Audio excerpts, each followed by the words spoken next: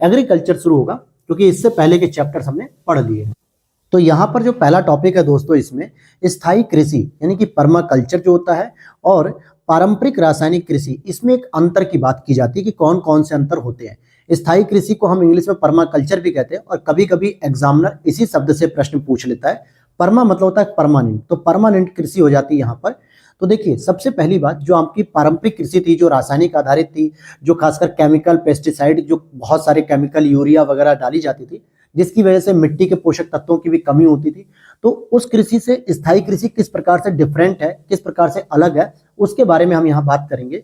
पहली चीज, पारंपरिक कृषि जो होती है दोस्तों, एक धान्य कृषि को प्रोत्साहित करती है, जबकि स्थायी कृषि एक धान्य कृषि पद्धति को हतोत्साहित करती है, यानी कि कम करती है। क्यों ऐसा कर रहा हूं? क्योंकि कई बार आप देखोगे, अगर आप खेती किसानी से जुड़े होंगे या आसपास के आप क्षेत्रों में देखोगे, तो अगर कोई किसान लगातार हर साल मई जून में धान की फसल बोता है, तो वो हर साल धान की फसल ही बो रहा है उस मिट्टी में। अक्टूबर नवंबर में आके वो रबी फसल, इट मीन्स की आलू की खेती करता है, या फिर आपके मटर की खेती करता है, या फिर गेहूं बोता है, या कोई किसान ऐसा है जो खरीफ के समय अप्रैल मई के आसपास गन्ने की खेती करता है, और गन्ने को ही, तो एक ही फसल को वो हर साल उसी जमीन पर बोते रहते हैं, जिससे जमीन की उर्वरा शक्ति और पोषक तत्व में गिरावट आता है। लेकिन जब किसान को कहा जाता है कि आप दूसरी फसल को भी बोया करिए, जिससे आपकी मिट्टी की उर्वरा शक्ति मजबूत हो, तो वो अपने आर्थिक लाभों को देखता है, और जिसकी वजह से वो एक धान्य पद्धति पे चलता है कि जो हम फसल बो रहे हैं, हम वही फसल बोते हुए आएंगे। तो ये पारंपरिक कृषि से जो है कि बढ़ावा मिलता है, जबकि स्थायी कृषि इस चीज को हतोत्साहित करती है।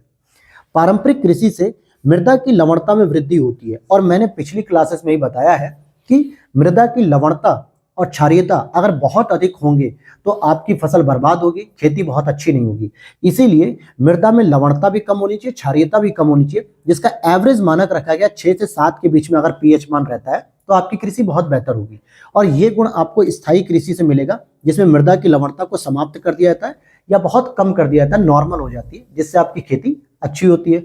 दूसरी बात, इसमें मल्चिंग की जो पद्धति है, क्योंकि पारंपरिक जो मल्चिंग प्रथा महत्वपूर्ण होती है, जो पारंपरिक कृषि होती है उसमें मल्चिंग प्रथा महत्वपूर्ण नहीं है, जबकि स्थायी कृषि में मल्चिंग प्रथा महत्वपूर्ण होती है। अब आपके दिमाग में प्रश्न आएगा कि सर ये मल्चिंग क्या होता है? तो मान लेते हैं कि आपका एक जमीन का टुकड़ा है, ठीक है, ये मान लीजिए एक जमीन का टुकड़ा है, और इस पे आपने धान या गेहूं या गन्ना या कोई सी भी फसल बोई थी, तो आप देखोगे कि जब आप फसल को काटते हो तो उसमें नीचे कुछ इस तरीके की जड़ें या कुछ घास छूट जाती है, कुछ इस तरीके की आपको देखने को मिलेगी। स्पेशली धान या गेहूं के खेतों में जब जाओगे, तो जब किसान इसको काटता है तो पूरा जमीन से नहीं काटता है, बल्कि कुछ इस प्रकार से घासें या उसकी जड़ें रह जाती हैं। और अगर इन जड़ों को निकाल दिया जाए और उसके बाद जुताई कर दी जाए या इनको जला दिया जाए, तो ये नुकसान होता है, क्योंकि इससे मृदा की उर्वरा शक्ति कम होती है। असल में ये जैविक पदार्थ ही तो है। अगर हम इसे इसी तरीके से छोड़ दें और ये अपने आप स्वतः गल जाएंगी, हम इसी में कोई नई फसल बो दें, तो कहीं ना कहीं जो इनके पोषक तत्व होंगे वो मृदा को प्राप्त हो जाएंगे। और यही चीज स्थायी कृषि में होती है कि मल्चिंग मतलब होता है कृषि के अवशिष्ट होना, जो कृषि का अपशिष्ट बच जाता है खेतों में, जो जड़ के रूप में रहता है, ये कृषि स्थायी कृषि के लिए महत्वपूर्ण होता है, जिससे कृषि की उर्वरा क्षमता में भी वृद्धि होती है। वहीं अगर हम बात करें तो प्राकृतिक संसाधनों का संधारणीय प्रयोग करके कृषि करना ही स्थायी कृषि यानी कि पर्माकल्चर होता है। अब हम मल्चिंग को हम संधारणीय तरीके से तो प्रयोग कर रहे हैं। हमने ऊपर की फसल को, गेहूं को अगर हम बात करें, गेहूं का एक बहुत बड़ा ऐसे करके एक पौधा है, ठीक है, एक गेहूं का पौधा है, और यहाँ पे बाली भी आई हुई है, ठीक है, बाली मतलब उसके दाने, और नीचे जड़ हो गई। तो हमने ऊपर की फसल से तो गेहूं प्राप्त कर लिया, और बीच की फसल को हमने भूसे के रूप में प्रयोग कर लिया, और अब ये जो मल्चिंग के रूप में जड़ रह गई, इसको हमने मिट्टी की उर्वरा क्षमता बढ़ाने के लिए योग कर लिया। तो इसी को हम कहते हैं कि प्राकृतिक संसाधनों का संधारणी अगर आप प्रयोग कर रहे हो, तो उसी को हम स्थायी कृषि कहते हैं, पर्माकल्चर। वहीं स्थायी कृषि शुष्क एवं अर्ध शुष्क क्षेत्रों में भी प्रभावकारी होती है। मीन्स कि जहां पर अगर पानी नहीं है या पानी की कमी देखी जाती है, सिंचाई बहुत कम होती है, 1 से 2 ही बार कर सकते हैं, तो वहां पर ये पद्धति बहुत अच्छी होती है, क्योंकि ये जो आपका जो मल्चिंग होता है ना, ये वाला जो खाद के रूप में काम करेगा, क्योंकि इसमें जो पानी की मात्रा होती है जैविक अपघटक में, ये मिट्टी में नमी को बनाए रखेगा, जिससे शुष्क या अर्ध शुष्क क्षेत्र जहां पे बारिश नहीं हो पा रही है, तो वहां की मिट्टी में ये नमी को बनाए रखेगा, जिससे प्रभावकारी खेती वहां पर भी होती है। उसी तरह एक और कॉन्सेप्ट है दोस्तों कृषि में, जिसे हम लोग कहते हैं जीरो टिलेज, यानी कि शून्य जुताई। मतलब कि किसान क्या करता है, जब खेती करता है तो खेतों को जोत देता है, ठीक है, कुछ इस तरीके से जगह जगह पे जो है कि हल वगैरह चलाता है, ट्रैक्टर चलाता है, जिससे इनकी जुताई कर देता है। लेकिन ये एक पद्धति होती है जो कि खेती के लिए बेहतर मानी जाती है, जीरो टिलेज यानी कि शून्य जुताई। इसमें आप किसी भी प्रकार की जुताई मत करो खेत में। जैसे फसल की लागत में इससे कमी आने लगेगी। अगर आप लाभ इसके देखना चाहते हो तो फसल की लागत में कमी आएगी। फसल अवशेष खेत में ही जिससे सड़कर खाद बनती है। अब जैसे मल्चिंग क्या होता है, जो फसल के अवशेष होते हैं मल्चिंग ही तो होती है। अगर वो खेत में ही छोड़ दिया जाए तो कहीं ना कहीं वो सड़ गल के क्या होगा, मृदा में खाद के रूप में काम करेगा और इससे उर्वरक के उपभोग में भी कमी आएगी। हम उर्वरक इसीलिए तो डालते हैं कि ताकि मृदा की क्षमता वृद्धि हो, फसल की पैदावार अच्छी हो। लेकिन अगर हम फसल अवशेष को खेत में ही छोड़ देते हैं, खाद के रूप में पड़े रहने देते हैं, तो वो उर्वरक का काम करेगा, आपके खाद का काम करेगा, जिससे उर्वरक का उपभोग नहीं होगा, यानी खेतों में लोग उर्वरक कम डालेंगे। वहीं फसलों द्वारा जो अवशोषित होती है कार्बन डाइऑक्साइड, वो मृदा में कार्बन पृथक्करण संभव बनाएगा। क्योंकि जो CO2 है, ये जो फसलों द्वारा अवशोषित की जाती है, तो जो फसल का मल्चिंग वाला पार्ट रह गया है उसमें भी तो CO2 बैठा होगा, तो ये क्या करेगा, मृदा में जो है कि कार्बन का पृथक्करण करेगा। जिसे हम लोग कार्बन साइकिल पढ़ते हैं, कार्बन चक्र पढ़ते हैं, कि बॉडी के हर पार्ट में कार्बन शामिल है, या विश्व के हर प्रकृति के हर घटक में कार्बन शामिल है, चाहे वो जीव जंतु हो, चाहे पेड़ पौधे हो, चाहे मनुष्य हो, चाहे कुछ भी हो।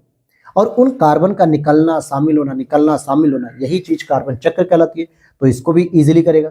गेहूं धान जैसी अगली बुआई करना संभव हो सकेगा आसान, क्योंकि आपको किसी प्रकार की जब जुताई नहीं करनी है तो आप आसानी से उसमें उस फसल को बो सकोगे, क्योंकि उसके लिए पर्याप्त मात्रा में उर्वरक मिलेगा, पर्याप्त मात्रा में जो है कि नमी मिलेगी, पर्याप्त मात्रा में उसमें पोषक तत्व मिलेंगे, जिससे वो खेती जो है कि और भी बेहतर हो सकेगी।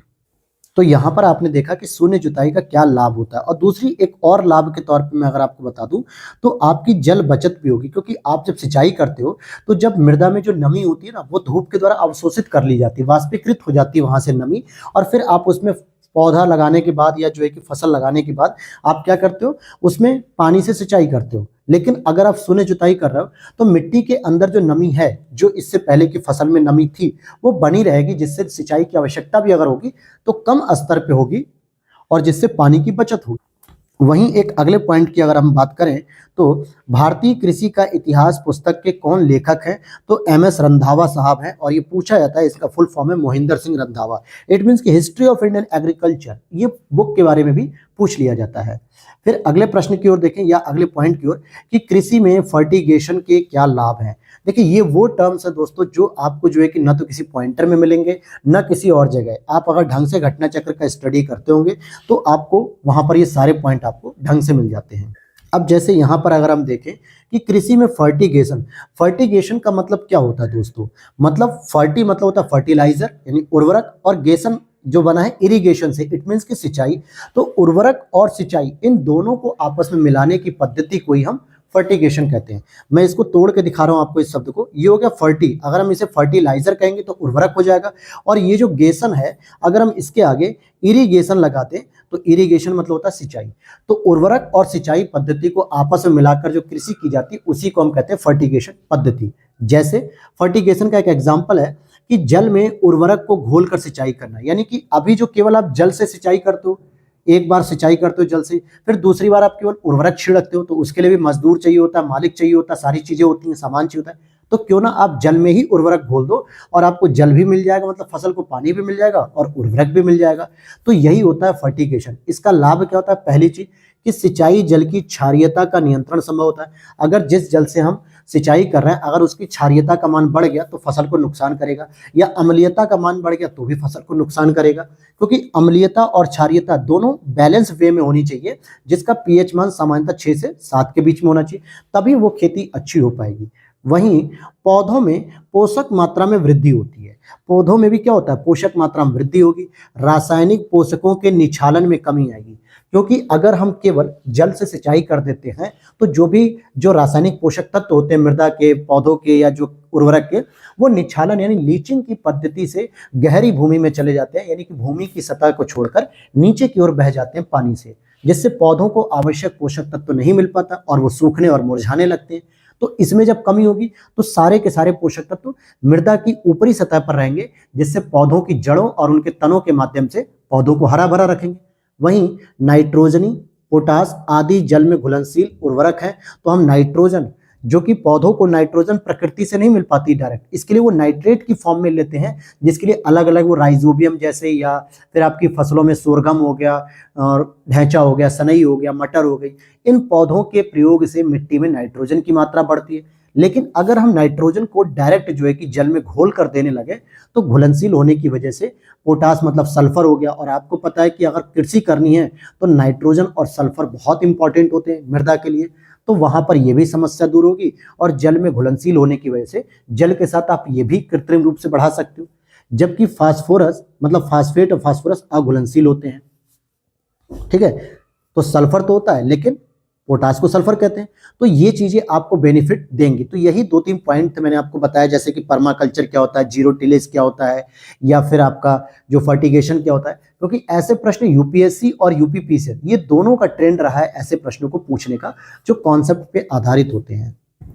और कई बार आपसे यह भी पूछ लिया जाता है कि कृषि की कौन सी ऐसी पद्धति है जो पारितंत्र अनुकूली मानी जाती है, इट मीन्स की इकोसिस्टम के अनुकूल होते हैं। तो वो 3-4 पॉइंट की अलग अलग पद्धति होती है, जैसे फसल विविधीकरण। अगर आप एक फसली फसल बो रहे हो, जो मैंने अभी आपको बताया पर्माकल्चर का ट्रेडिशनल जो खेती होती थी उससे कंपैरिजन करके, तो अगर आप एक फसल को बो रहे हो हर साल, तो कहीं ना कहीं फसल की उत्पादकता में भी कमी आएगी, मिट्टी की गुणवत्ता में भी कमी आएगी, और कुल टोटल प्रोडक्शन में भी कमी आएगी। लेकिन अगर आप फसलों का विविधीकरण कर रहे हो, अलग अलग फसल को जो है कि लगातार बो रहे हो, परिवर्तन दिखा रहे हो, तो कहीं ना कहीं उससे क्या होगा, बेहतर मानी जाएगी, पारितंत्र के अनुकूल होगी ये पद्धति। और सिंब आधिक्य का मतलब होता है दलहनी जो फसलें होती हैं उनमें जो है कि मजबूती आती है। टेंसियोमीटर का प्रयोग किया जा सकता है, सिंचाई से संबंधित है। और ऊर्ध्वाधर कृषि जो कि पहाड़ी क्षेत्रों में होती है, वर्टिकल कृषि। तो ये सभी जो है कि पारितंत्र अनुकूली पद्धति है। भारत को 15, यहाँ पे ध्यान देना, भारत को 15 एग्रो क्लाइमेटिक प्रदेश में रीजन में और 15 एग्रो इकोलॉजी रीजन में बांटा गया, मतलब 20 को। तो कई बार यह भी पूछ लेता है कि कृषि को कितने कृषि जलवायु प्रदेशों में बांटा गया, तो भाई 15 कृषि जलवायु में। और कितने कृषि पारिस्थितिकी जोन में बांटा गया, तो 20। तो अगर क्लाइमेटिक आता है एग्रो, मैं अगर ऐसे बताऊं आपको एग्रो क्लाइमेटिक जोन, तो आपको लिखना है 15, ठीक है। और अगर आपको लिखना है एग्रो इकोलॉजिकल जोन, तो आपको लिखना 20। तो 20 तो हो गए पारिस्थितिकी प्रदेश और 15 हो गए आपके जलवायु प्रदेश, इनमें विभाजित किया गया। तो यहाँ इन शॉर्ट देखिए 15 एग्रो क्लाइमेटिक रीजन और 20 एग्रो इकोलॉजिकल रीजन, ये आपको पता रहना चाहिए। वहीं भारत को पुनः, यानी अब इसी में जो 20 आपके जो एग्रो इकोलॉजिकल जोन है ना, इसको पुनः जो है कि डिवाइड किया गया और उसके बाद 60 कृषि पारिस्थितिकी उप क्षेत्रों में विभाजित किया गया। यानी इन्हीं 20 को हमने 60 सेक्टर में बांट दिया, इसीलिए हम इसको उप क्षेत्र भी कहते हैं। क्लियर है, उप क्षेत्र इसीलिए कहा जा रहा है। अब देश का पहला कृषि विश्वविद्यालय कौन सा था, तो गोविंद वल्लभ पंत कृषि एवं प्रौद्योगिकी विश्वविद्यालय, जो स्थापित हुआ था 1960 में। तब वो यूपी में था, लेकिन जब सन 2000 में उत्तराखंड अलग हो गया, तो उत्तराखंड में एक छोटा सा शहर है पंतनगर, तो वहां पर इसकी स्थापना की गई, GBPAU, Govind Vallabh Pant agriculture university. तो इसका स्थापना सबसे पहले एक कृषि यूनिवर्सिटी है। अब आपको एक प्रश्न मैं देता हूं यहाँ पे कि उत्तर प्रदेश में कौन सा कृषि विश्वविद्यालय है जो बहुत ही प्रसिद्ध है और जो कई बार एग्जाम में पूछा जाता है। फिर आगे देखते हैं, फूड एग्रीकल्चर ऑर्गेनाइजेशन, जो कि खाद्य एवं कृषि संगठन जो है अंतर्राष्ट्रीय स्तर पे, उसके मानकों के अनुसार खाद्यान्नों को सुरक्षित भंडार के समय सापेक्षिक आर्द्रता 14% तक ही रहे, उससे ज्यादा न जाए। मतलब जो हम कोल्ड स्टोरेज में जो हम इसको स्टोर करते हैं खाद्यान्नों को, तो उसको सुरक्षित रखने के लिए जो आर्द्रता की जरूरत होती है वो कितनी होनी चाहिए, 14% या उससे कम होनी चाहिए। उससे ज्यादा अगर होगी तो खाद्यान्न सामग्री खराब होने लगेगी। फिर आगे देखते हैं, कृषि में युग्म पैदावार क्या होता है। यह भी कई बार प्रश्न पूछा जाता है, जैसे कई बार आपसे मिश्रित खेती के बारे में पूछ लिया जाता है और डबल क्रॉपिंग के बारे में पूछा जाता है, जिसको हम युग्म पैदावार कहते हैं। तो जो डबल क्रॉपिंग है, इसका जो आशय होता है कि एक फसल वर्ष के अंतर्गत एक ही भूमि पर 2 या 2 से अधिक फसल अगर आप उगाते हो तो इसे हम डबल क्रॉपिंग पैटर्न कहते हैं। वहीं अगर हम मिश्रित कृषि की बात करें तो फसल उत्पादन, या यूं कहूं कि कृषि के साथ साथ अगर आप पशुपालन भी करते हो तो मिश्रित कृषि कहते हैं। और इससे क्या होता है, कृषि कार्यों से फ्री रहने के समय, जब कृषि कार्य कंप्लीट हो जाते हैं, शुरू के 1-8 महीने बुवाई के समय खूब काम रहता है, उसके बाद 2-3 महीने आप फ्री रहते हैं, तो ऐसे में किसान पशुपालन के माध्यम से भी अपनी आय को सृजित कर सकता है और अपनी आय में वृद्धि कर सकता है। ऐसी एक समानांतर फसल एक टर्म्स आती है कि जब दो भिन्न विकास प्रवृत्ति वाली फसलें शामिल होती हैं और इनमें प्रतिस्पर्धा शून्य या नगण्य हो जाती है। मतलब दो ऐसी भिन्न प्रवृत्ति की फसलें जिनका प्रोडक्शन अलग अलग है, लेकिन जब हम उसे एक ही साथ एक ही खेत में बोते हैं तो उससे प्रतिस्पर्धा समाप्त हो जाती है। यानी गेहूं की अगर हम खेती करें और गेहूं के साथ अगर हम सरसों की खेती कर देते हैं तो सरसों अपना काम कर रही है और गेहूं अपना काम कर रही है, दोनों के पैदा होने पे एक दूसरे पे कोई असर नहीं आता है। इसी तरीके से धान के खेतों में अक्सर आप देखोगे ढैंचे का भी खेती की जाती है। ढैंचे की लकड़ी तैयार होती है जो किसी न किसी काम आती है, और अदरवाइज आप घरेलू काम भी कर सकते हो उसको चूल्हे पे खाना बनाने के लिए। तो ढैंचा, और ढैंचा सबसे इंपॉर्टेंट क्या होता है, नाइट्रोजन की प्राप्ति के लिए। तो धान के साथ अगर आप ढैंचे की खेती कर रहे हो तो कहीं ना कहीं आपको कृषि का प्रोडक्शन भी अधिक मिल रहा है। और इसी तरीके से जो पारंपरिक कृषि होती है, पारंपरिक खेती के आधुनिक वैज्ञानिक खेती में रूपांतर में हरित क्रांति की तकनीक महत्वपूर्ण रही। क्योंकि जो पारंपरिक खेती हुआ करती थी वो आपकी रसायनों पे होती थी, कीटनाशकों पे होती थी, एक फसल पे होती थी, बहु फसली नहीं होती थी, और कहीं ना कहीं कह सकते हो कि एक धान्य पद्धति पर चलती थी। लेकिन हरित क्रांति के द्वारा इसमें बहुत सारे महत्वपूर्ण परिवर्तन किए, और हरित क्रांति के लाभ में सामाजिक और पर्यावरणीय क्षति शामिल नहीं की जाती है। क्योंकि जब हम हरित क्रांति के लाभ की बात करते हैं तो इसमें हम ये देखते हैं कि आर्थिक स्तर पे क्या फायदा हुआ या इन स्तर पे, लेकिन उससे जो सामाजिक गैप आया, सामाजिक असमानता पैदा हुई। अब जैसे पंजाब, हरियाणा, पश्चिमी यूपी, जिसमें मेरठ, शामली, बागपत, मुजफ्फरनगर, गाजियाबाद, यहाँ पर तो प्रोडक्शन बढ़ गया, लेकिन यूपी के दूसरे हिस्से में प्रोडक्शन नहीं बढ़ा। पूर्वांचल वही सूखा रह गया। भारत के दूसरे राज्यों में भी कोई असर नहीं पड़ा, मतलब नकारात्मक वृद्धि हुई। और पर्यावरण पे जो क्षति हुई, क्योंकि हरित क्रांति आपके प्रोडक्शन के मामले में तो बेहतर मानी जा सकती है, लेकिन पर्यावरण के मामले में कभी बेहतर नहीं मानी जाएगी।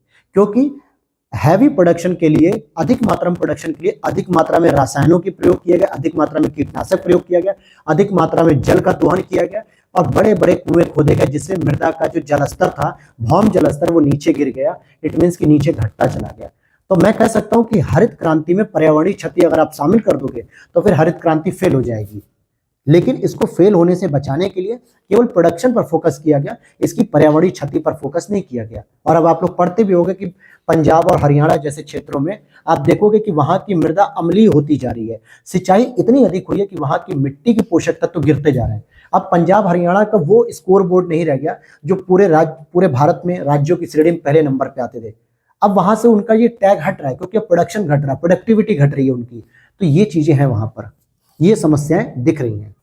वहीं अगर हम कुछ आंकड़ों की बात करें तो कृषि गणना जो 2015-16 की जो लेटेस्ट है, अब आप ये मत कहिएगा कि सर 2023-24 की क्यों नहीं है, इसकी हर 5 से 6 साल पे कृषि गणना होती है। तो अभी जो लेटेस्ट है, आप सरकारी रिपोर्ट पर भी देखोगे, गवर्नमेंट वेबसाइट पे, तो 15-16 का ही आंकड़ा है। उसके अनुसार भारत में चालू जोतों का सबसे बड़ा जो आकार है वो राजस्थान के पास है, 20.87 मिलियन है। तो ये चालू जोत जो होती है, मतलब जिसका हम खुदाई वगैरह करते हैं, जिसपे हम कृषि करते हैं, तो उसका जो सबसे बड़ा जो आंकड़ा है वो किसमें, राजस्थान के पास है। वहीं जबकि क्रियाशील जोतों, जो कि ऑपरेशनल होल्डिंग में सर्वाधिक जोतों की संख्या 23.82 मिलियन, ये आपके यूपी के अंतर्गत आती है। अब आर्थिक समीक्षा 2022-23 के अनुसार, अभी तो यही लेटेस्ट हमारी आर्थिक समीक्षा है, इसलिए मैंने लगातार नोट्स को अपडेट भी किया है। और इसमें खाद्यान्न के सकल क्षेत्र में से लगभग 35.55% भाग पर केवल चावल की कृषि होती है। इसीलिए भारत में चावल की कृषि सबसे अधिक की जाती है, या यूं कहूं कि सभी खेती में सबसे अधिक खेती चावल की होती है। अब मान लेते हैं कि हमारे भारत में जितनी भी भूमि है उसमें से कुछ भूमि को अगर हम 100% मानते हैं, कुछ भूमि को, और जो कि कृषि योग्य, जिसपे केवल खाद्यान्न यानी खेती होती है, तो इसके 35% हिस्से पर, कितने हिस्से पे, 35% हिस्से पे केवल और केवल चावल की खेती होती है। बाकी पर आपका गन्ना, गेहूं, सरसों, चना, मूंग, उड़द जो भी है वो होती है। तो ये एक बहुत बड़ी बात है, समीक्षा खुद कह रही है, आर्थिक समीक्षा, कि चावल की कृषि सबसे अधिक होती है। वहीं अगर हम देखें कि हरी खाद वाली फसलों में से किसमें नाइट्रोजन की मात्रा सर्वाधिक होती है। अब देखिए सबसे बड़ी बात कि नाइट्रोजन हमारे वायुमंडल में कितनी है दोस्तों, लगभग 78% है। लेकिन हमारे पौधों के लिए जो नाइट्रोजन की आवश्यकता होती है सबसे अधिक, वो डायरेक्ट जो है कि वायुमंडल से ग्रहण नहीं करते हैं। जैसे पौधे जब अपना भोजन बनाते हैं तो CO2 को डायरेक्ट ग्रहण कर लेते हैं, सनलाइट को डायरेक्ट ग्रहण कर लेते हैं, लेकिन नाइट्रोजन को डायरेक्टली जो है कि वो रिसीव नहीं कर पाते, अवशोषित नहीं कर पाते, इसीलिए वो उसे प्राप्त करते हैं नाइट्रेट की फॉर्म में। किस फॉर्म में प्राप्त करते हैं? नाइट्रेट की फॉर्म में वो उसे प्राप्त करते हैं। और नाइट्रेट की फॉर्म में कन्वर्ट होने के लिए बहुत सारी प्रक्रियाओं से उसे गुजरना पड़ता है। कुछ जीवाणुओं की, कुछ कवक की मदद करनी पड़ती है, राइजोबियम हो गया, और जैसे कि क्या कहते हैं उसको, एजोला हो गया, माइकोराइजा हो गया, बहुत अलग अलग पद्धति होती है। तो यहाँ पर पूछा जा रहा है कि नाइट्रोजन की मात्रा सर्वाधिक किसमें पाई जाती है? तो बोड़ा में पाई जाती है, जिसको हम लोग लोबिया भी कहते हैं, जो पतली पतली फली टाइप की होती है, जिसकी सब्जी भी बनती है और सब्जियां घरों में खाई जाती हैं। अगर हम देखें प्रतिशत के आधार पे कि नाइट्रोजन मात्रा के आधार पे, तो लोबिया से जो है कि 0.49% प्राप्त होता है। ढैंचा सेकंड नंबर पे आता है, सेकंड नंबर पे सनई आएगा, ठीक है, ये इस तरीके से ही लिखा हुआ था। ये फर्स्ट हो गया, ये सेकंड हो गया, ये थर्ड हो गया, ये फोर्थ हो गया, क्योंकि लोबिया जो है कि फर्स्ट पोजीशन पे 0.49, सनई 0.43%, ढैंचा 0.42%, ग्वार 0.34%। तो ये 4 प्रकार से जो है कि हैं, जो कि नाइट्रोजन मात्रा पे आधारित होती है। अब अकॉर्डिंग टू 2022 के आंकड़े के अनुसार कि वार्षिक पुनर्भरण योग्य जो भौम जल संसाधन वो किसमें है सर्वाधिक? तो उत्तर प्रदेश में है, लगभग 71.45 BCM, ठीक है, ये क्यूबिक मीटर की जो हाइट होती है। तो वार्षिक पुनर्भरण जो योग्य भौम जल है, मतलब भौम जल की जो मात्रा है, वो सबसे अधिक कहां पर है? उत्तर प्रदेश में। ये आंकड़ा है 2022 का। और उसी तरीके से एक और प्रश्न बनता है कि जो ठेकेदारी कृषि होती है, या संविदा कृषि होती है, या कॉन्ट्रैक्ट फार्मिंग होती है, इसमें अग्रणी राज्य कौन सा है? पंजाब है। अब यहाँ पर संविदा कृषि मजदूरों के साथ नहीं होती है। मतलब मान लीजिए कोई बड़ी बड़ी कंपनी है, हल्दीराम की कंपनी है, और हल्दीराम की कंपनी को बर्गर बनाने के लिए जो मैदा चाहिए वो चावल का होता है, और अच्छे क्वालिटी का चावल चाहिए। तो उसने क्या किया, पंजाब से ऑर्डर लिया कि भाई ऐसा है, मुझे हर साल या हर महीने मुझे इतने क्विंटल चावल चाहिए, क्योंकि मेरे पूरे भारत में आउटलेट है और मुझे बर्गर बनाने होते हैं। ये मैकडी वालों ने कह दिया, मैकडी वालों के लिए है। या फिर हल्दीराम की अगर हम बात करें, तो हल्दीराम को छोले भटूरे जैसे उसके फेमस है, या कोई और भी चीजें, तो उसके लिए जो हमें रॉ मटेरियल चाहिए वो अपने इन राज्यों से समझौता कर लेते हैं, कॉन्ट्रैक्ट कर लेते हैं कि भाई आप हमारे लिए खेती करो, इतना प्रोडक्शन होगा आप हमें दीजिएगा, उसका जितना भी खर्चा होगा वो कंपनी खुद उठाती है। नुकसान भी कंपनी को ही उठाना पड़ता है, क्योंकि नुकसान प्रकृति के तौर पे, मान लीजिए बाढ़ आ गई, सूखा पड़ गया, या ओले गिर गया, फसल नुकसान हो गई, तो इसमें किसान की तो कोई गलती नहीं है। तो इसका पूरा का पूरा हालांकि कंपनी की भी गलती नहीं है, कंपनी थोड़े कह रही है कि ओस पड़ जाए, पाला पड़ जाए, लेकिन वो पहले ही एग्रीमेंट में डील हो जाता है, क्योंकि कंपनी अपने नुकसान को उठा पाएगी, क्योंकि बहुत बड़े स्तर पे जो है कि अगर नुकसान हो गया तो भी उठा लेगी, क्योंकि वो अरबों करोड़ों की कंपनी होती है। लेकिन एक किसान बेचारा, जिसको उसी चीज पे वो आश्रित था, और ऐसे में उसका नुकसान हो गया, तो वो कहाँ जाएगा? वो अपने खर्चे नहीं उठा पाएगा उस चीज से, वो उसका नुकसान नहीं उठा पाएगा। तो इस मामले में पंजाब हमारा अग्रणी राज्य है, जो लगातार कॉन्ट्रैक्ट फार्मिंग बड़ी बड़ी कंपनियों से करता है। अब एक वर्ड आता है ग्रीन फार्मिंग। हरित क्रांति अलग होता है, और हरित खेती की मैं यहाँ पर बात करूंगा। तो ग्रीन फार्मिंग जिसे हम कहते हैं, जैसे अगर आप देखेंगे कि समेकित कीट प्रबंधन इसमें किया जाता है। जो कीटों का प्रबंधन करना होता है वो समेकित स्तर पे, फिर चाहे वो जीवाणु की बीमारी हो, चाहे वो कीटाणु की बीमारी हो, या वायरस की हो, किसी प्रकार से कीटों का मैनेजमेंट करना। समेकित पोषक पदार्थ आपूर्ति, जो भी पोषक पदार्थ हमें चाहिए होते हैं भोजन में, वो सारे के सारे किसी प्रकार से पौधों में पहुंचे, मृदा में पहुंचे, इसके लिए आपूर्ति करना। और समेकित प्राकृतिक संसाधन का प्रबंधन, नेचुरल रिसोर्सेज को आपको बचाना है। नेचुरल रिसोर्सेज में जैसे वाटर हो गया, उसका कंजर्वेशन करना है, बहुत अधिक सिंचाई करके मिट्टी का क्षरण मत करो, मिट्टी का अपरदन मत करो, मृदा अपरदन को बचाना है, मिट्टी की पोषक तत्वों को बचाना है। ग्लोबल स्तर पे या वायुमंडल के स्तर पे हमें पर्यावरण को भी बचाना है। कोई ऐसी फसल नहीं लगानी है जिसकी वजह से नुकसानदेह वायुमंडल क्रिएट हो। तो ये सभी चीजों को हमें बचाना होता है। हालांकि इसे संरक्षित कृषि ही कहते हैं, और इसका प्रतिपादन डॉक्टर स्वामीनाथन जी ने किया था। इन्होंने हरित क्रांति का भी जो है कि प्रतिपादन किया, यानी इसके फादर ऑफ हरित क्रांति कहलाते, ठीक है, ग्रीन रिवोल्यूशन। और उसी समय इन्होंने हरित खेती का भी एक टर्म्स यूज किया था। भारतीय कृषि पर वैश्वीकरण का क्या प्रभाव पड़ता है, ग्लोबलाइजेशन का क्या प्रभाव पड़ता है? तो पहली चीज, जो ग्लोबलाइजेशन होता है ना, कि वैश्विक खेती होती है, भारत को लगातार ऑर्डर मिलते हैं कंपनी को, खेतों को, कि भाई हमें नकदी फसल चाहिए। तो नकदी फसलों पर बल दिया जाने लगा, क्योंकि भारत में जितना मन से दाल चावल रोटी सब्जी खाया जाता है, वो फॉरेन के किसी कंट्रीज में ज्यादातर नहीं खाया जाता। आपके एशियाई देशों में तो खा सकते हैं, आप बगल में आप दक्षिण कोरिया की मूवीज देखो, वेब सीरीज देखो, उसमें वो पता नहीं यार कि क्या खाते हैं भाई, रोटी दिखती नहीं है, दाल दिखती नहीं, वही मोमोज और आपके चाउमीन, नूडल्स, पोंगमा, पता नहीं क्या खाते हैं, मुझे तो पता ही नहीं चलता दोस्तों। मैं मूवी देखता हूँ, लेकिन मुझे नहीं पता वो क्या खाते हैं, लेकिन इतना पता है कि वो नकदी फसलों से होता है, चाय, कॉफी, बीन्स, इन सब की खेती होती है।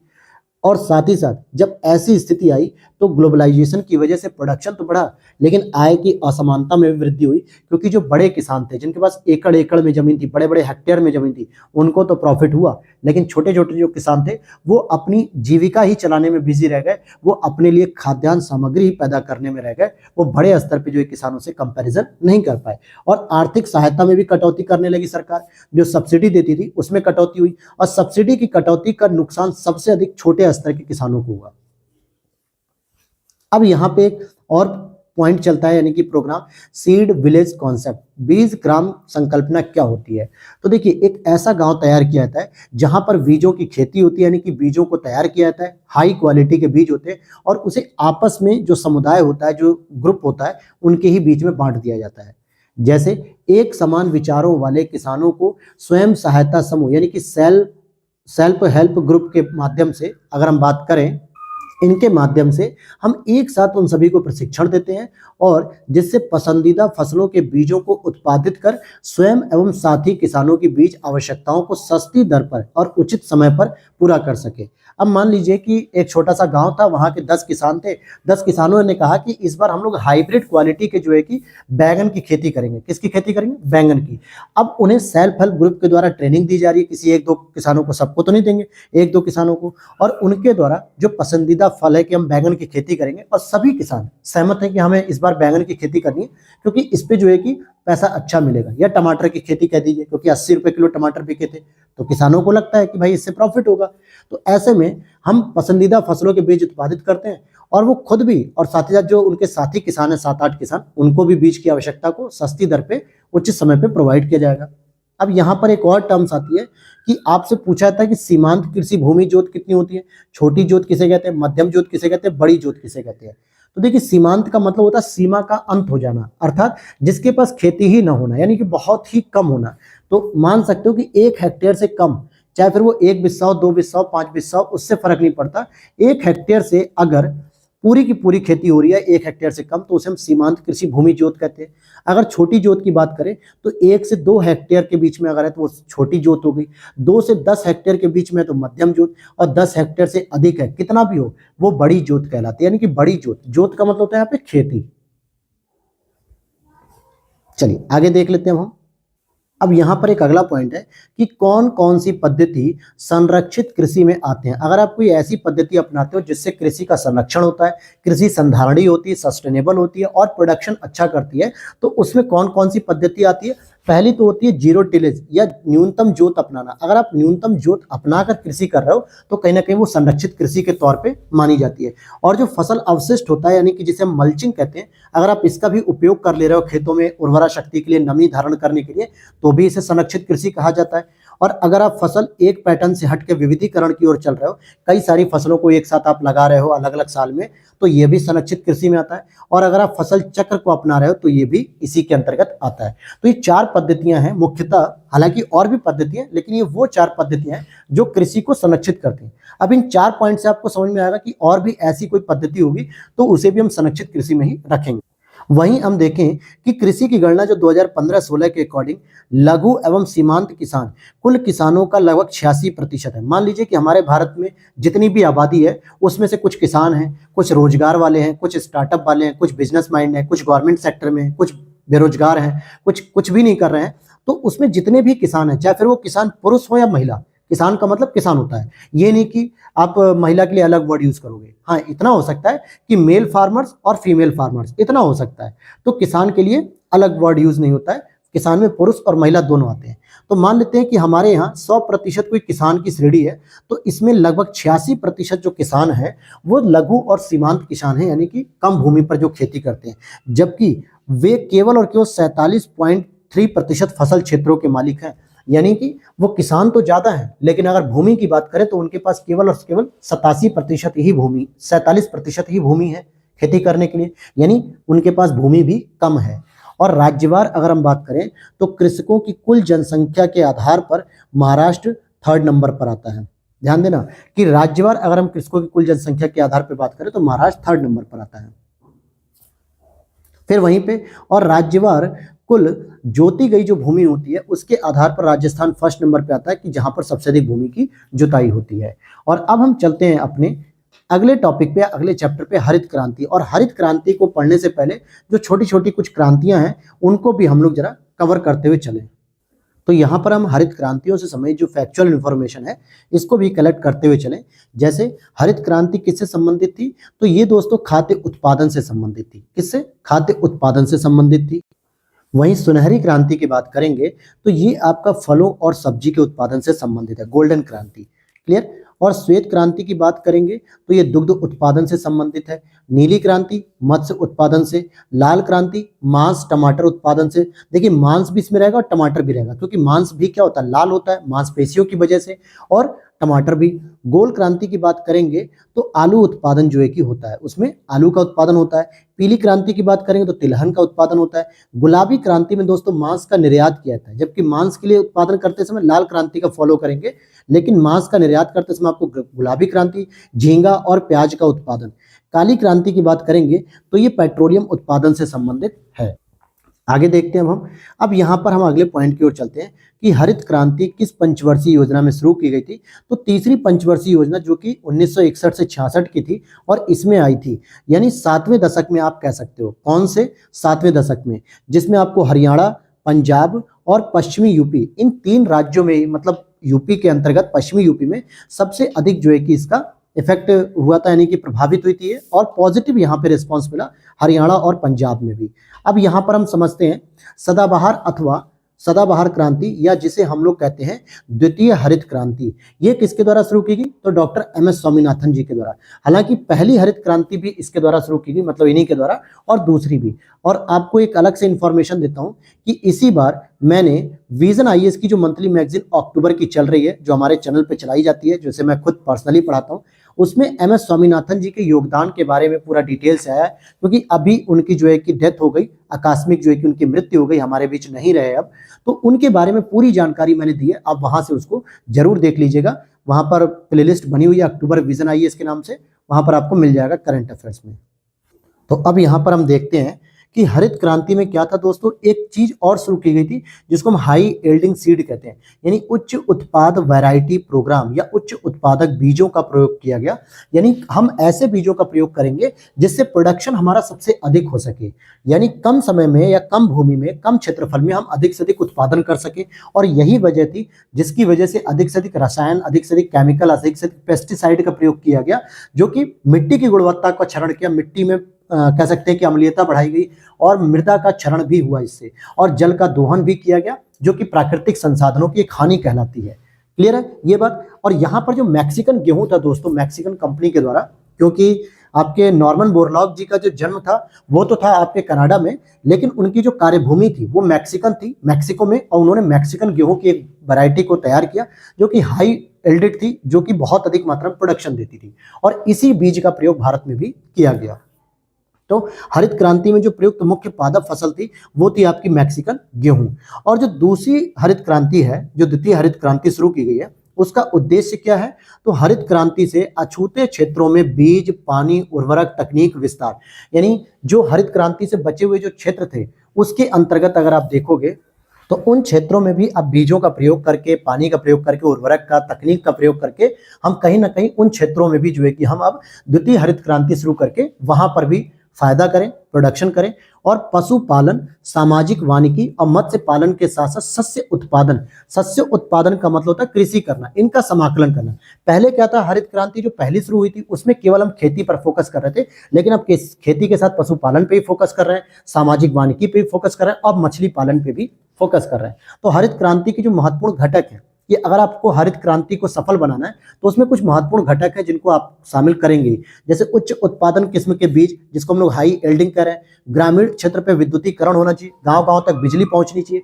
ग्रामीण सड़कें और विपणन, मतलब कि जो गांव में प्रोडक्शन होगा तो उस प्रोडक्शन को बाजार तक ले जाने के लिए अच्छी और बेहतर क्वालिटी की सड़कें होनी चाहिए, और उस प्रोडक्शन को बाजार में ले जाके बेचने के लिए भी मार्केट होनी चाहिए, विपणन मंडी होनी चाहिए। ये सभी चीजें होंगी। और फिर आपका आता है अगला सिंचाई। सिंचाई की अगर सुविधा नहीं होगी तो आप किसी भी प्रकार से उस खेती को सफल नहीं कर सकते, हरित क्रांति को सफल नहीं कर सकते। तो सिंचाई, इसीलिए तो मैंने कहा कि हरित क्रांति में पर्यावरणीय क्षति को नहीं शामिल किया गया, क्योंकि उसमें जल का भी दोहन किया गया, मिट्टी का दोहन किया गया, पेस्टिसाइड डाले गए, बहुत सारा नुकसान हुआ, लेकिन कुल मिला के प्रोडक्शन अधिक हुआ, भारत खाद्यान्न में आत्मनिर्भर हुआ, भुखमरी और गरीबी को यहाँ पे दूर किया जा सका, कुपोषण की समस्या को दूर किया गया, तो ये बेहतर माना जाता है इसीलिए। अब इंद्रधनुषी क्रांति की बात करें तो इसका संबंध किससे, तो 28 जुलाई सन 2000 को केंद्र सरकार ने एक नई राष्ट्रीय कृषि नीति की घोषणा की और इसमें विभिन्न क्रांतियां शामिल की, जैसे कि श्वेत क्रांति, नीली क्रांति, लाल क्रांति, भूरी क्रांति, गोल्डन क्रांति, ये सभी इसमें शामिल की गई और इसी को इंद्रधनुषी क्रांति का नाम दिया गया। वहीं उर्वरक हेतु जो है कि जो क्रांति होती है वो कौन सी होती है दोस्तों, तो उर्वरक के लिए आपको भूरी क्रांति का टॉपिक मिलना चाहिए। कौन सी क्रांति, भूरी क्रांति, जो कि यहाँ पर नहीं लिखी गई थी, वो छूट गई थी। तो ये तो था आपका कृषि का चैप्टर। अब हम चलते हैं खाद्यान्न फसलों से संबंधित कुछ बेसिक जानकारी को कलेक्ट करेंगे, क्योंकि यहाँ से जो बार बार फसल पूछे जाते हैं, मतलब प्रश्न पूछे जाते हैं, फसल नहीं, तो उसे भी हम लोग समझते हैं। जैसे अब आते हैं हम खाद्यान्न फसलें। तो खाद्यान्न फसल दोस्तों 3 प्रकार की होती है। एक होती है आपकी रबी की फसल, एक होती है आपकी खरीफ की फसल और एक होती है आपकी जायद की फसल। ये तीनों फसलों के पैटर्न को समझना होता है। इनमें फसलों के बारे में मैं आपको देसी एग्जांपल देके आपको एकदम समझा दूंगा। पहली चीज, रबी की जो फसल होती है उसकी अक्टूबर नवंबर में बुआई की जाती है, तो और मार्च अप्रैल में काट लिया जाता है। अब जरा आप अपने आसपास के क्षेत्रों में देखो, अगर आप ग्रामीण पृष्ठभूमि में रहते हो, गांव में रहते हो या गांव से होकर आए हो शहरों में, तो आप याद करो कि आपने इस जाड़े के मौसम में, जो अभी अक्टूबर नवंबर चल रहा है और मार्च अप्रैल में, ऐसी उन फसलों की चीजें खाते थे। जैसे होली के समय आपने चिप्स खाए होंगे और पापड़ वगैरह बनते थे आलू की जो है कि, तो आलू की बुआई अक्टूबर नवंबर में की जाती थी और मार्च अप्रैल में जो है कि उसे काटा जाता था। वहीं आपने गेहूं की खेती देखी हो कि आसपास आपको गेहूं के खेत देखने को मिलेंगे, उसमें धीरे धीरे पीले पीले सरसों के फूल देखने को मिलेंगे, बहुत बढ़िया मस्त सुहाना सा गाना चलेगा। तो गेहूं और सरसों भी क्या हो गई, रबी की फसल हो गई। साथ ही साथ आप ठंडियों में, इस समय सर्दी में आपको क्या मिलता है, गोभी मिलती है खाने को, पराठे मिलते हैं, गाजर मिलता है, गाजर का हलवा खाते हो आप लोग गरम गरम, मटर मिलते हैं, आलू मटर दम आलू बनाते हो, ये सारी चीजें जो खाते हो, चने के साग खाते हो, पालक सरसों, ये सारी चीजें। तो यही तो दोस्तों रबी की फसल है। जो आप डेली यूज कर रहे हो फसल को, उसको भी नहीं पहचान पा रहे हो, तो फिर क्या फायदा। आप जो चीज खा रहे हो उसको पता तो करो कि कौन से सीजन में खा रहे हो। बचपन से खाते खाते 20-21 साल के हो गए। अगर आप लोग इस क्लास को देख रहे हो, आरओ का एग्जाम या पीसीएस के लिए आप देख रहे हो, तो नो डाउट आप 21 साल की एज को क्वालिफाई कर चुके हो, ग्रेजुएशन पास हो आप। तो ऐसे में आप इतने समय से इन चीजों को खाते हुए आ रहे हो और आपको ये ना पता चले, तो ये रेगुलर बेस पे आपको याद करना होता है, मतलब समझना होता है। बहुत सारे स्टूडेंट में देखता हूँ रटते हैं, अरे भाई जो खा रहा है उसके बारे में जानो। तो गेहूं, चना, जौ, मटर, सरसों, मसूर, आलू, ये सभी कौन सी फसल हो गई, रबी फसल हो गई। ऐसे ही खरीफ की फसल देख लो कौन सी ऐसी फसल है जो बारिश होने के समय, मानसून के समय बोई जाती है और अक्टूबर नवंबर में आपको आ जाती है। तो जून और जुलाई में इसकी बुआई की जाती है, अक्टूबर नवंबर में से काट लिया जाता है। स्पेशली धान की खेती वहीं होती है जहां पर पानी की आवश्यकता ज्यादा होती है, और जब मानसून की जब वर्षा आती है उसकी वजह से आपके यूपी में, हरियाणा में, पंजाब में, बिहार में, पश्चिम बंगाल में चावल की खेती करनी शुरू कर दी जाती है। और यही वजह है कि तमिलनाडु में जब बारिश का पानी नहीं पहुंचता है मई जून में, तो वहां पे चावल की खेती कब होती है, जब लौटते हुए मानसून से वर्षा प्राप्त होती है अक्टूबर नवंबर में, जिसे रिट्रीट ऑफ द मानसून कहते हैं, तब वहां पे सर्दियों में चावल की खेती होती है। अर्थात चावल की खेती के लिए क्या चाहिए होता है, कहीं ना कहीं बरसात का पानी चाहिए होता है। तो जून जुलाई में बरसात होती है तो उस समय बोया जाता है, अक्टूबर नवंबर में काट लिया जाता है। तो चावल, ज्वार, बाजरा, कपास, धान, मक्का, तिल, मूंगफली, ये सभी चीजें। अब जैसे इस समय आपको ठंडियों में गर्मा गर्म मूंगफली के ठेले दिख रहे होंगे कि मूंगफली आप खरीद के खा रहे होंगे, या कहीं पे लोग जो है कि जमीन पे गर्म भट्टी लगा के मूंगफली को गर्म करके बेच रहे होंगे। वो कैसे बेच ले रहा है, क्या मूंगफली कल बोई थी, उन्होंने मई जून में बोई होगी और अब जाके नवंबर दिसंबर में आपको गरम गरम मूंगफली खाने को मिल रही है। प्रोटीन का बहुत अच्छा स्रोत होता है। तो ये भी तो इस समय आ रही है मार्केट में, इसका मतलब इसकी बुआई खरीफ के समय हो गई। फिर वहीं पे एक जायद फसल होती है जो सामान्यतः ऐसे समय होता है जब मार्च अप्रैल में, मई में बारिश, मतलब कि गर्मी बहुत अधिक पड़ती है और हमारे बॉडी में पानी की कमी होती है। तो ऐसी फसलों को हम खाते हैं जो हमारे बॉडी में पानी की मात्रा को भरपूर करती है। जैसे खीरा हो गया, ककड़ी हो गया, तरबूज हो गया, खरबूज हो गया, लीची हो गई, ऐसे फल ही तो आप खाते हो। तो इसमें आपका तरबूज, खरबूज, ककड़ी, खीरा, भिंडी, ये प्रमुख फसलें होती हैं जो ग्रीष्मकालीन फसल के नाम से जानी जाती हैं। मार्च से जून के बीच में ये मिलती हैं। अब गेहूं की खेती हेतु दशाएं, अब हम अलग अलग जो है कि पॉइंट पे चलेंगे, अलग अलग फसलों के लिए जहां से प्रश्न आपसे पूछे जाते हैं, तो उसके बारे में कंप्लीटली आपको नॉलेज होनी चाहिए। अब जैसे गेहूं की अगर आपको खेती करनी है अक्टूबर नवंबर में, तो आपको क्या लगता है इस समय टेम्परेचर ज्यादा होता है कम होता है? भाई अगर टेम्परेचर ज्यादा होता तो ठंडी हमें लगती नहीं, तो इसीलिए गेहूं की जब खेती होती है तो टेम्परेचर कम रहता है, इसलिए 10 डिग्री से लेकर 25 डिग्री तक, और जबकि गर्मी में 40 डिग्री तक टेम्परेचर चला जाता है, जाड़े में 20, 12, 15, 18, 19 ऐसे टेम्परेचर रहता है। और क्या जाड़े में वर्षा ज्यादा होती है? हम कहते हैं नहीं, जाड़े में वर्षा ज्यादा नहीं होती है, तो 50 से 75 सेंटीमीटर की वार्षिक वर्षा चाहिए होती है, अर्थात कि मध्यम तापमान और मध्यम वर्षा, ये गेहूं के लिए सबसे इंपॉर्टेंट दशा है। अब बहुत सारे लोग इसी में रटते रहेंगे कि सर टेम्परेचर नहीं याद हो रहा है, टेम्परेचर नहीं याद हो रहा है, कितना टेम्परेचर चाहिए, कितनी बारिश चाहिए। अरे भाई एक एवरेज दिमाग लगाओ अपना कॉमन सेंस। जाड़े में ना तो बारिश होती है, ना जो है अगर जाड़े में बारिश हो जाए तो आप लोग 4-4 रजाई ओढ़ के सोओगे फिर भी नहीं नींद आएगी, क्योंकि ठंडी नहीं भागेगी। रूम में ब्लोअर चलाओगे, हीटर चलाओगे तो बारिश नहीं होती है। और जब देखोगे दिसंबर के बाद जनवरी में जब बारिश होती है तो कैसे न्यू ईयर में सब सिकुड़ते हुए घूमते हैं सारे कपल, है ना। तो ये चीजें आपको आसपास सब दिखता है, लेकिन आप उसे सब्जेक्ट से कनेक्ट करना जब सीख जाएंगे, और यही चीज मैं आपको सिखाना चाहता हूँ अपने चैनल के माध्यम से, अपने वीडियोस के माध्यम से, तो आपको बहुत सारी चीजें रटनी नहीं पड़ेंगी, इजीली आपको समझ में आएगी। नकदी फसल की बात करें, नकदी फसल का मतलब होता है दोस्तों एक ऐसी फसल जिसको मुख्य रूप से खाद्यान्न के रूप में यूज नहीं करते हैं, बल्कि उसे हम बेचकर पैसा ज्यादा कमाते हैं। आप जब एमएसपी का रेट देखते हो तो एमएसपी में गेहूं का रेट ज्यादा होता है या मूंगफली, तिल और अरहर का ज्यादा होता है? तो आप कहोगे सर तिल का ज्यादा होता है, मूंगफली का ज्यादा होता है, जूट का ज्यादा होता है, जबकि गेहूं और धान का क्या होता है 2100, 2022 रुपए एमएसपी होता है, क्योंकि ये खाद्यान्न फसल है, इसको खाना जरूरी है। और जो खाने की चीज होती है, जो सबसे ज्यादा जरूरत की चीज होती है, हर घर में आपको रोटी और चावल मिलेगा, और अगर रोटी चावल की कीमत बहुत अधिक होगी तो नो डाउट हर घर की थाली से वो निकल जाएगा, कोई नहीं खा पाएगा, फिर उसे बहुत महंगी हो जाएगी, इसीलिए उसको सस्ता करके रखा जाता है।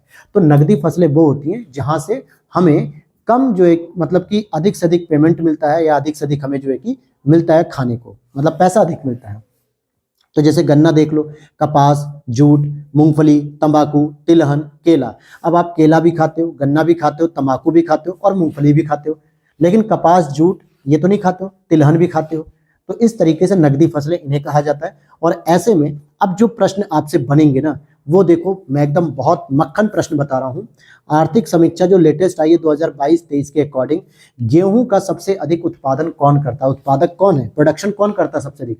तो यूपी, हमारा यूपी तो पहले से ही है, हालांकि टोटल खाद्यान्न में भी पहले नंबर पे है, लेकिन धान में नहीं है। और दूसरे नंबर पे एमपी और तीसरे नंबर पे पंजाब होगा। अब देखिए ऐसे आंकड़े वाले प्रश्न भी आएंगे जो आपको रटने ही पड़ेंगे, नहीं तो आपका फिर काम नहीं बनेगा, तो आपको रटने पड़ेंगे यहीं पे, और क्लास में ही आपको साथ के साथ रट के तैयार कर लेना है। तो आर्थिक समीक्षा जो 2022-23 कहती है कि यूपी में सबसे अधिक गेहूं की खेती होती है, फिर उसके बाद एमपी, फिर तीसरे नंबर पे पंजाब आता है। धान की कुछ प्रमुख प्रजातियां हैं जिसके बारे में पूछा जाता है, हालांकि और भी प्रजातियां हैं, लेकिन अभी यहाँ पे जो लिखी वही पढ़िए। माही सुगंधा, आभा, आदित्य, गजपति, गरिमा, उन्नत पूसा, बासमती, गीतांजलि, दीप्ति, पीएनआर 546, अंबिका, आकाशी इत्यादि। जया और पद्मा भी जो है कि इसके अंतर्गत आती है। ये जया और सुषमा वाला नहीं कि निरमा पाउडर का है, ये जया और पद्मा की बात हो रही है। और यहीं पर इकोनॉमिक सर्वे 2022-23 के अनुसार यूपी में प्रथम स्थान किस किस का है? तो गेहूं जो है कि सबसे अधिक होता है, गन्ना सबसे अधिक होता है, और तो और अब चीनी का भी सबसे अधिक प्रोडक्शन होने लगा। पहले हम चीनी को पढ़ते थे महाराष्ट्र में, लेकिन अब इस साल 22-23 के सर्वे में बताया गया कि यूपी ने महाराष्ट्र को पछाड़ दिया है और नंबर 1 बन चुकी चीनी प्रोडक्शन में। गेहूं की उत्पादकता बढ़ाने हेतु बौनी प्रजातियों का विकास किया गया, जिसमें लरमा रोजो, सोनोरो 63, सोनोरो जो 64, मेयो 64, ये सब वो प्रजातियां हैं जो गेहूं की उत्पादकता बढ़ाने के लिए बौनी प्रजाति कहलाती हैं। और गेहूं को बौनापन करने के लिए जो जिन का प्रयोग किया था उसका नाम होता है नोरिन 10, जिसकी वजह से गेहूं के पौधे बहुत बड़े नहीं होते, छोटे छोटे होते हैं। बड़े पौधे में दिक्कत ये थी कि वो पौधे गिर जाते थे, हवाओं के लगते ही वो गिर जाते थे, हल्की फुल्की हवा चली, बारिश हुई तो गिर जाते थे, और पौधों के गिर जाने से उसके तने कमजोर हो जाते थे, जिससे फसल अच्छी नहीं होती थी। उसी तरह ओपेक 2 ये भी एक जिन है, लेकिन किसका जीन है? ये मक्के का जीन है। मैक्रोनी गेहूं असिंचित परिस्थितियों अथवा सूखे प्रभावी क्षेत्रों हेतु भी सर्वाधिक लाभदायक है, यानी ऐसी जगह पे इसका खेती की जा सकती है जहां पे बिल्कुल भी सिंचाई की आवश्यकता ना हो पाए या सिंचाई की व्यवस्था ना हो। वैसे भी इसको 50 से 70 सेंटीमीटर ही तो वर्षा चाहिए थी गेहूं को, लेकिन मैक्रोनी गेहूं को इतनी भी वर्षा नहीं चाहिए। तो सामान्यतः हम कह सकते हैं इसकी खेती राजस्थान में की जा सकती है। आगे मैं बताऊंगा कि मैक्रोनी की कहाँ कहाँ खेती की जाती है, हालांकि राजस्थान इसका उत्तर हो सकता है। फिर गेहूं की भी कुछ अन्य किस्में हैं, जैसे सोनालिका, अर्जुन, कुंदन, राज 3077, देश रत्न, कंचन, पूसा, सिंधु गंगा, पूसा बसंत, पूसा बहार, पूसा बत्सला, यूपी 308 और कल्याण सोना। तो ये सभी प्रमुख फसलें हैं जो गेहूं की हैं। फिर यहाँ पे हम बात करेंगे गेहूं की फसल का जो रोग होता है, ठीक है। गेहूं की फसल का जो रोग होता है उस रोग को हम कहते हैं रस्ट। और ये जो रस्ट होते हैं ये 3 प्रकार के होते हैं, एक तो पीला किट, भूरा किट, काला किट। तो ये किट भी वर्ड यूज होता है और रस्ट भी वर्ड यूज होता है, लेकिन ये गेहूं की ही फसल होते हैं, यानी गेहूं फसल के रोग होते हैं। वहीं ट्रिटिकल की बात करेंगे तो ये किन दो के बीच का संकर है, तो गेहूं और राई। गेहूं और राई, राई जो हल्की काले रंग की होती है, सरसों पीली होती है और राई काले रंग की होती है। इन दोनों के बीच की एक संकर प्रजाति है जिसको हम ट्रिटिकल कहते हैं। करनाल बंट जो बीमारी है ये गेहूं की बीमारी है। मैक्रोनी गेहूं का वैज्ञानिक नाम क्या है, तो ट्रिटिकम ड्यूरम होता है। ब्यूटाक्लोर पदार्थ क्या होता है, एक शाकनाशी पौधा होता है जो क्या करता है, कहीं ना कहीं मतलब एक पदार्थ है शाकनाशी जो जो खरपतवार होते हैं उनको खत्म करता है, उनको मारता है। उसी तरीके से आप देखोगे कि धान की उत्पत्ति वैसे कहाँ हुई थी, दक्षिण पूर्व एशिया में हुई थी। आवश्यक दशाओं में गर्मी में होता है, तो गर्मी में टेम्परेचर 25 डिग्री सेल्सियस से अधिक ही रहता है, 30, 35, 40, 45 तक जाता है। वर्षा भी जो है कि मानसून होने की वजह से अच्छी खासी वर्षा भी होती है, यानी 100 सेंटीमीटर से अधिक की वर्षा चाहिए।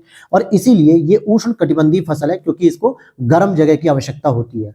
और धान गहनता प्रणाली जो होती है दोस्तों, सिस्टम ऑफ राइस इंटेंसिफिकेशन, जिसको SRI कहते हैं, इसके बारे में अगर हम बात करें तो इसका विकास मेडागास्कर में हुआ है। धान के खेतों को बार बार क्लेदन एवं शुष्कन किया जाता है, मतलब कि थोड़ा गीला किया जाता है, थोड़ा सूखा किया जाता है, जिससे बीज की कम आवश्यकता होती है, बीज खर्च में कटौती होती है, जल की कम आवश्यकता होगी, बिजली की कम खपत होगी और इसके साथ ही मीथेन का भी कम उत्सर्जन होगा। क्योंकि आपने कई बार पढ़ा होगा कि जो ग्लोबल वार्मिंग पैदा करने वाली एक महत्वपूर्ण गैस है कार्बन डाइऑक्साइड, उसके बाद जो दूसरी महत्वपूर्ण गैस होती है मीथेन होती है। तो मीथेन का प्रोडक्शन या मीथेन कहाँ से उत्पादित होती है, धान के खेतों से भी उत्पादित होती है। जो पशु जो जुगाली करते हैं, अपना भोजन पचाते हैं, तो उनके मुंह के पास जो झाग होता है ना, खासकर गाय, भैंस, बकरी, मवेशी जो होते हैं, तो इन झाग में भी मीथेन गैस होती है। तो हम मीथेन गैस को भी कम कर सकेंगे, और जब कम उत्सर्जन होगा तो ग्लोबल वार्मिंग भी कम कर सकेंगे। वहीं प्रमुख खरीफ फसलों की बात करें तो मूंग। अब देखिए खरीफ फसल कौन सी होती है, जो गर्मी में आपको पैदा की जाती है। जूट हो गया, रागी, सोयाबीन, तंबाकू, उड़द, अरहर, मतलब मुख्यतः जो दाल आपके घरों में यूज होती है वो खरीफ की फसलों में मानी जाती है। अब चावल की बात करें तो चावल की खेती के अंतर्गत सर्वाधिक क्षेत्र दोस्तों उत्तर प्रदेश में आता है। 2020-21 के आंकड़े में यह कहा गया कि क्षेत्र की बात हो रही है, यानी कि चावल की जो खेती होती है वो कितने बड़े क्षेत्रफल पे होती है, तो 5.68 मिलियन हेक्टेयर। लेकिन अगर मैं कहूँ टोटल प्रोडक्शन कहाँ पे होता है सबसे अधिक, तो भाई वो तो पश्चिम बंगाल है। मैं चावल के उत्पादन की बात नहीं कर रहा, हो सकता है कि पश्चिम बंगाल में केवल 2 हेक्टेयर खेत पे ही जो है कि इतना बड़ा चावल हो जाए, 2 मिलियन हेक्टेयर पे बहुत अधिक चावल हो जाए, 100 किलो। मान लेते हैं कि 2 हेक्टेयर खेत पर, 2 हेक्टेयर भूमि पर 100 किलो जो है कि चावल हो जाए, तो ये टोटल प्रोडक्शन वेस्ट बंगाल का ज्यादा है। लेकिन यूपी में जो चावल की खेती के लिए जो क्षेत्रफल है वो हो सकता है 4 हेक्टेयर हो, 5 हेक्टेयर हो, लेकिन वहां पे प्रोडक्शन केवल 30-40 किलो होता है, 50 किलो होता है। तो समझ गए प्रोडक्शन और खेत का पैटर्न। वहीं पे भारत के चावल के कटोरे के क्षेत्र का जो नाम है वो कृष्णा गोदावरी डेल्टा। सबसे इंपॉर्टेंट प्रश्न ये कई बार आपसे पूछा जा चुका है, और ये रॉयल सीमा जो क्षेत्र है आंध्र प्रदेश का, वहां पर कृष्णा गोदावरी का जो डेल्टा क्षेत्र है वहां पर चावल का उत्पादन बहुत अधिक होता है। तो ये चावल के कटोरे के रूप में जाना जाता है। और धान की अगर उत्पादकता की बात करें कि प्रोडक्टिविटी, तो वो सबसे अधिक कहाँ पे है, पंजाब में। अब यहाँ पे 3 बातें आ गई, तीनों बात को मैं क्लियर कर दूं। सबसे पहली बात कि मान लीजिए मुझे 1 बीघे खेती पर जो है कि वो करना था, धान की खेती करनी थी, तो इस 1 बीघे में वेस्ट बंगाल में जो है कि टोटल प्रोडक्शन हुआ मान लो 18 किलो, ठीक है, क्लियर है बात। और लेकिन अगर मैं कहूँ इसी में पंजाब में अगर मैं बात करूं तो पंजाब में खेती हो गई इस पे 22 किलो। यूपी की बात करूं तो यूपी की खेती हो गई 2 किलो। तो प्रोडक्टिविटी किसकी अधिक है, उत्पादकता 22, जो कि पंजाब की अधिक है। और अगर मैं कहूं इसी 1 बीघे क्षेत्र में, या यूं कहें कि क्षेत्रफल कितना अधिक है, सबसे अधिक यूपी में है जहां पर चावल की खेती होती है, लेकिन प्रोडक्शन सबसे अधिक होता है वेस्ट बंगाल में, प्रोडक्टिविटी सबसे अधिक होती है पंजाब में। तो फिर से यहाँ पे कुछ चावल की प्रमुख किस्में हैं, जैसे आप देखो कि जमुना हो गया, करुणा हो गया, जया, कांची, कृष्णा, कावेरी, हंसा। ऊपर हमने धान की पैटर्न देखे थे, अब यहाँ चावल की देख रहे हैं। हालांकि धान से ही चावल निकलता है, लेकिन वही है ना कि अलग अलग पैटर्न में जो है कि अलग अलग नाम आते रहेंगे आपके सामने। तो विजया, पद्मा, बाला, रत्ना, अन्नपूर्णा, जगन्नाथ, ये सब है। तो आपको याद नहीं करना है, बस एक एक बार रीडिंग कर लेना है, ताकि अगर उस नाम से आप परिचित रहेंगे तो आपको नाम पता रहेगा। अब जैसे जो जून जुलाई में सामान्यतः जो धान बोया जाता है उसको हम अमन धान भी कहते हैं, और नवंबर दिसंबर में इसकी कटाई की जाती है, जो सिंपली खरीफ की फसल मानी जाती है। फिर वहीं बोरो या दलऊ धान जो होता है वो नवंबर दिसंबर में उगाया जाता है और मार्च अप्रैल में काटा जाता है। और नवंबर दिसंबर में कहाँ मुख्य रूप से उगाया जाएगा? तमिलनाडु में, क्योंकि यहाँ पे लौटते मानसून से वर्षा देखने को मिलती है, इस वजह से यहाँ पर इसकी पैदावार होती है। पूसा सुगंधा 5 और बारानी द्वीप, ये किस फसल की किस्म है? तो ये धान की किस्म है कि पूसा सुगंधा 5 और बारानी द्वीप। वहीं बासमती चावल की एक संकर प्रजाति को भी डेवलप किया गया, इसका नाम रखा गया पूसा RH10। क्या रखा गया? पूसा RH10 रखा गया है। और अब हम बात करते हैं, तो यहाँ उसके बाद आप देखोगे कि ये जो है बासमती चावल की संकर प्रजाति है जिसको हम कहते हैं पूसा RH10। और वहीं बासमती चावल की रोपाई हेतु जो बेहतर उत्पादकता बीज दर होती है वो होनी चाहिए कि कम से कम 15 से 20 किलोग्राम बीज बोने चाहिए प्रति हेक्टेयर के हिसाब से। तो बासमती चावल की जो रोपाई हेतु बेहतर उत्पादकता बीज दर क्या होती है कि अगर आपको 1 हेक्टेयर में 15 से 20 किलोग्राम अगर आपको चावल मिल जाता है तो आप कहोगे। ठीक है, चावल के 3 बड़े उत्पादक राज्य, अब देखिए पहले नंबर पे आता है वेस्ट बंगाल, मैं यही तो बता रहा था, दूसरे पे आता है यूपी और तीसरे पे आता है पंजाब। तो वेस्ट बंगाल में सबसे अधिक प्रोडक्शन होता है, यूपी में सबसे अधिक खेत प्रयोग होते हैं, खेत या सबसे अधिक जमीन का प्रयोग होता है चावल की खेती के लिए, और पंजाब में सबसे अधिक प्रोडक्टिविटी होती है। मतलब कम क्षेत्र में भी सबसे अधिक जो पैदावार होती है वो पंजाब में होती है, लेकिन टोटल क्षेत्र में अगर हम बात करें या टोटल प्रोडक्शन सबसे अधिक होता है तो पश्चिम बंगाल में होती है। वहीं चावल की फसल के लिए कुछ प्रमुख जैव उर्वरकों का प्रयोग किया जाता है जो कि प्राकृतिक खेती की ओर बढ़ते हैं। हम यहाँ पे रासायनिक उर्वरक नहीं बल्कि जैव उर्वरक की बात कर रहे हैं। तो ये कई बार पूछा जाता है कि नील हरित शैवाल, जिसको हम लोग 2 नाम से जानते हैं, इंग्लिश में तो हम इसे कहते हैं ब्लू ग्रीन एल्गी यानी कि BGA, और दूसरा एक वैज्ञानिक नाम होता है इसका साइनोबैक्टीरिया। क्या कहते हैं इसको? साइनोबैक्टीरिया। तो नील हरित शैवाल होता है, दूसरा है एजोस्पिरिलम होता है, फिर तीसरा एजोला होता है, चौथा फास्फोबैक्टीरिया होता है। तो ये सभी चावल की खेती के लिए प्रसिद्ध जैव उर्वरक है। इसके बाद पश्चिमी तट की अपेक्षा पूर्वी तट पर अधिक धान का उत्पादन होता है, जबकि पूर्वी तट की अपेक्षा पश्चिमी तट पर वर्षा अधिक होती है। तो ये भाई अब देखिए चावल की खेती के लिए वर्षा तो अधिक चाहिए, तो पश्चिमी तट पर जो है कि सामान्यतः इस तट पे जो है कि वर्षा ज्यादा होती है, लेकिन चावल की खेती आपको इस तट पे दिख रही है बंगाल की खाड़ी में, क्योंकि पश्चिम बंगाल यहाँ दिख रहा है, ओडिशा यहाँ पर दिख रहा है, आंध्र प्रदेश कृष्णा गोदावरी डेल्टा यहाँ दिख रहा है, तमिलनाडु यहाँ दिख रहा है। तो इन्हीं क्षेत्रों में तो जो है कि सबसे अधिक चावल की खेती हो रही है। भाई ऊपर पश्चिम बंगाल हो गया, यहाँ ओडिशा में भी खेती अच्छी होती है, यहाँ आपको आंध्र प्रदेश के पास कृष्णा गोदावरी का डेल्टा देखने को मिल रहा है, और यहाँ पे लौटते मानसून से तमिलनाडु में वर्षा होती है।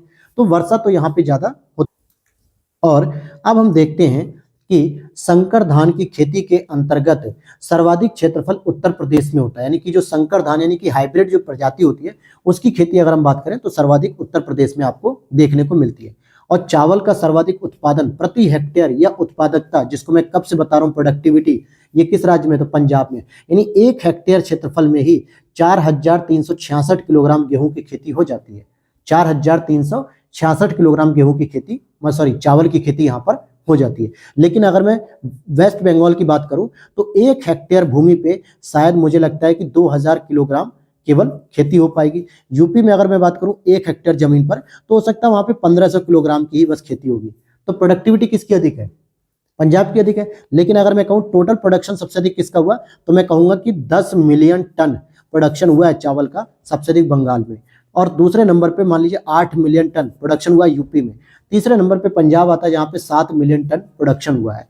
तो मिलियन टन वर्ड यूज कर रहा हूँ, अब 1 हेक्टेयर की बात नहीं हो रही है। तो टोटल प्रोडक्शन और प्रोडक्टिविटी दोनों में ये डिफरेंस आपको पता चल गया होगा।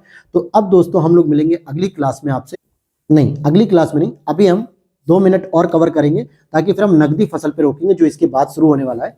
तो यहाँ पे देखिए कुछ फसल है और यहाँ पे कुछ प्रमुख राज्य हैं। जैसे चावल सबसे अधिक कहाँ होता है? पश्चिम बंगाल में। गेहूं कहाँ होता है सबसे अधिक? तो उत्तर प्रदेश में होता है। कपास सबसे अधिक कहाँ होता है? गुजरात में होता है। महाराष्ट्र सेकंड नंबर पे है। सरसों सबसे अधिक कहाँ होती है, जो कि तिलहनी फसल है? राजस्थान में। अब यहाँ पे कुछ आंकड़े हैं, पिछले 5 वर्षों में धान की खेती के अंतर्गत क्षेत्र में लगातार वृद्धि होती हुई दिख रही है। मतलब धान की खेती अब ज्यादा क्षेत्रों पे हो रही है। कपास की खेती का क्षेत्र गन्ने की तुलना में काफी अधिक है।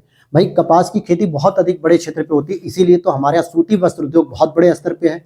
ज्वार की खेती क्षेत्र तिलहनों की तुलना में कम है। ज्वार की खेती अगर ज्यादा होती तो हमें तिलहन यानी कि जो दाल वगैरह होती है, तिल वगैरह होती है, मतलब तेल वगैरह, इसकी उपलब्धता कम होती और रेट बहुत अधिक हो जाता।